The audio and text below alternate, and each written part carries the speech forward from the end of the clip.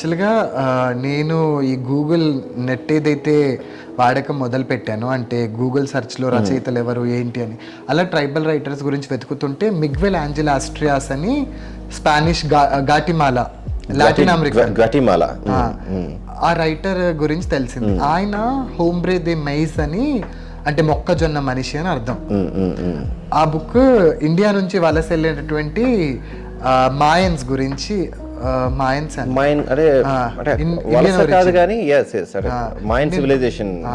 So వాళ్ళ గురించి రాసినటువంటి నవల. సో ఆయన మ్యాజికల్ రియలిజం అని ఒక ప్రక్రియ, అంటే మ్యాజికల్ రియలిజం, ఫ్యాంటసీ, పేరు పెట్టక ముందే ఆయన దాన్ని సమర్థవంతంగా తన రచనల్లో యూజ్ చేసుకున్నాడు.